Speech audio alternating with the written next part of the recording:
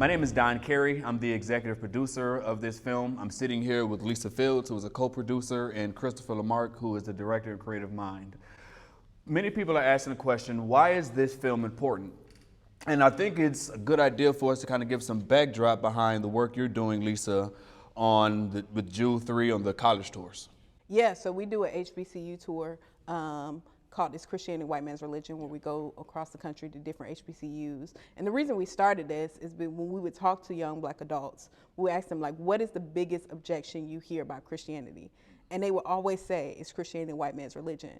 So we wanted to go directly to our target audience. Where has the most black students at HBCU, and respond to these questions with forums with Dr. Vince Bantu, Sho Baraka, and other pastors, along with myself.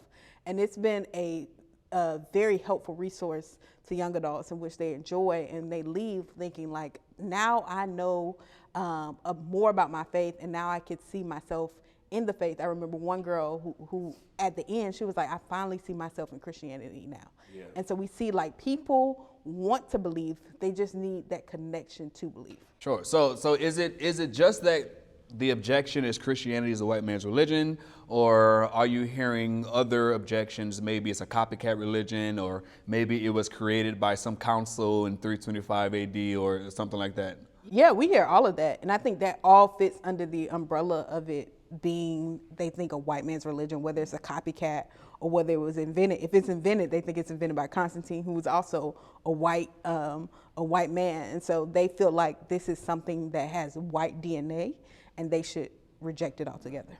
So this is a broad, sweeping question, one of the most burning questions of our day, and is even reaching the communities in Houston. So Chris, tell me what brought you to want to get involved in something like this. Yeah, so in 2016, I was working on a film, and one of the guys in the film basically had these doubts, right? And so he pointed to, slavery, he pointed to Constantine, like you mentioned, and just various reasons of why he thought that Christianity couldn't be for black people. And so we began to engage in a healthy dialogue back and forth, and I was answering his questions. But the more and more he continued to ask, I had to do research myself, right? And so that led me to Lisa Fields and Jude 3. And so I thought, if this is helping me, I'm sure it can help a lot of other people, right? And so I just, thought somebody ought to do a documentary about this, a long, comprehensive documentary with all this information. And then I contacted Lisa just randomly out of the blue, didn't know her, she didn't know me, and just hit her up on Facebook and asked her if she's ever interested in doing a documentary. And yes. And I told him no. I said it was a great idea, but I don't have the money for it. Right. And then he said, I'll do it for free. And I was like, it's a great idea.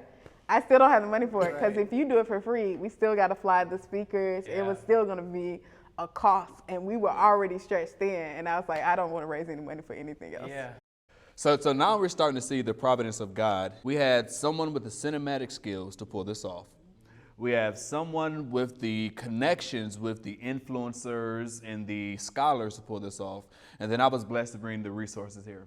So we feel like this film will be a tremendous tool for the church to give us the weapons and the ability to have these conversations openly, boldly, and proudly, and not worry that we're on the tail end of a losing argument. We have the truth, and history is on our side. We just needed a one-stop shop that can bring this to fruition, and I think we got it here.